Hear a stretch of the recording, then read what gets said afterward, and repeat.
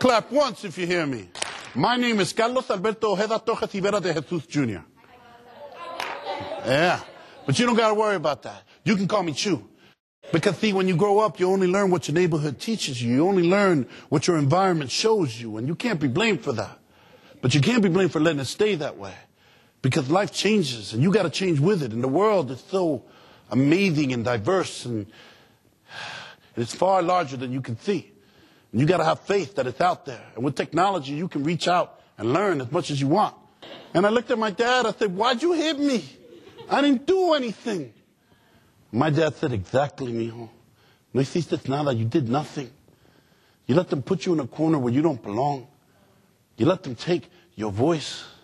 Your voice is your power. Tu voz es tu poder. It's the one thing that's given to you from birth so that you can stand your ground. Lay claim to your destiny. Speak your mind. To use technology and change the way we do things. Your voice is your power. With that voice, you can ask questions. Questions give you answers. Answers give you knowledge. And knowledge gives you power. Knowledge gives you what? Power. I can't hear you. Knowledge gives you what? Power. All across the country, knowledge gives you what? Power. Wow, we heard them. Knowledge gives you the power to change. And you can be whatever you want to be. Go wherever you want to go. Do whatever you want to do as long as you choose to. Know their heads. Don't let them put you in a corner. Know their heads. Don't let them take your voice. Tu voz es tu poder. Your voice is your power. You want to be successful? Here's the secret. You got to be willing to give up everything you ever were and everything you are right now for everything that you can become. Your destiny. That's the voice of change. That's the voice of revolution. That's the voice of technology. That's the voice of our future. Let it be heard. Let everybody hear it.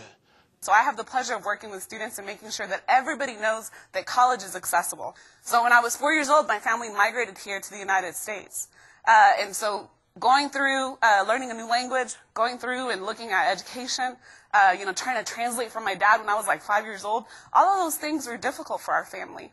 My dad worked really hard, but he wasn't making a lot of money. And so college, when teachers came in and talked to me about going to college, I didn't really think that that was possible for me. They were talking about an epidemic in the U.S. that high school students are dropping out of high school. They said that every 29 seconds a student drops out of high school. 1/3 of every student. And for Latino students, African American students, and Hispanic and Native American students, that number goes up to 2/3. That's a lot of people. Because I'm a true believer that if you want to do something for your life, you're the only one that can make that happen. So what she had done was she left my sister in Guatemala with my grandmother. She left me with my dad, and she had no intention of coming back for us to be a family. And so the reason that my PowerPoint is called My Father's Daughter is because I've never had a mom. Ever since I was 4 years old, 5 years old, I've never known what it's like to have a mom hug you. I know people out in California and Arizona that are watching us. All of the students out there, every single person has a story. All of you guys have a story. All of you guys have things that you have overcome. Maybe things that you as a student, as a 15, 16, 17-year-old, shouldn't have had to experience. And so what I'm here to tell you is that your past, things that your parents did, things that you've had to see, things that you've had to overcome, don't define you. None of that defines you. What defines you is how you react to those things. What kind of choices do you make? What kind of man are you going to be? What kind of woman are you going to be? How am I ever going to get out of this? How am I going to keep going to school? I was already working as it was to help pay bills. You know, I was a senior, so how am I going to go to college? So I spiraled into this thing of depression. I ended up dropping out of school my first semester, my senior year. And that was something I never wanted to do. As it was, I was undocumented. I didn't have papers. I didn't have any money. My dad sure didn't have any money. Now I didn't know if I was going to graduate high school because I had dropped out, right? She opened the doors to her home, and she helped me go back to school the next semester. In May of that year, I graduated with my high school class, and I still graduated with honors. But I would have never been able to do that if I didn't accept the help of another person. This is the congressman that was there with us, Gene Green. And these two guys, this guy right here is the one that kept bugging me. He's the one that kept saying, Lily, apply, apply, apply. What does it matter if you don't get it? Just apply, apply, apply. So here's what I'm telling you. If he had not been in my life, if he had not gone with me to that conference and sat with me in that workshop, I would have never applied to that. That was one of the best experiences I had in my whole life. Okay. What I'm telling you guys is don't wait for your teacher to tell you to apply for something. You don't need to wait for a coach to tell you that you're good enough when you already know in your head that you're that good of an athlete. You don't need someone else to tell you that, okay, for you to believe it, because you need to believe it on your own.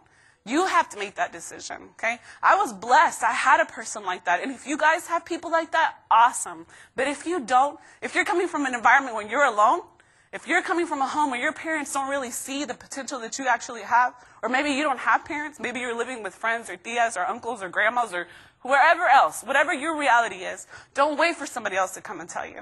Because you're the only one that matters. You're the one that has to believe it, because if you believe it, you're going to make it happen. Let me ask you a question. How many of you believe that you can take a portion of what you've learned today and can actually translate it and use it to help you achieve your goals or help to achieve someone else's goals? How many believe that you can take what you've learned today, something that you learned, something that even Lilyan just talked about? Can you take that and help that to help achieve your goals? Congratulations to those of you who are raising your hands. And even those of you who didn't but know that you can, guess what? That is the first step to leadership development. I'm also looking at the leaders of tomorrow. All right? I'm looking at each of you, and I get excited because I think, you know what? You guys are going to be the ones to come in to a company like AT&T and help drive innovation. A lot of the stuff that you guys saw in the building today, that doesn't just happen overnight. That's smart people coming in and helping to create these opportunities that's driving innovation, right? Driving cultural change that we just heard about a second ago. You guys are tomorrow's leaders. You guys are leading that opportunity now. That a lot of you are doing what we're asking to do, to be in advanced programs, to be focused on your goals, and to be focused on your education. And so on behalf of AT&T and all the volunteers here from HACEMOS, I extend a sincere thank you to all of you. Because again, as I mentioned earlier today you're today's youth, but you're tomorrow's leaders. And we are investing in you the way you're investing in yourself.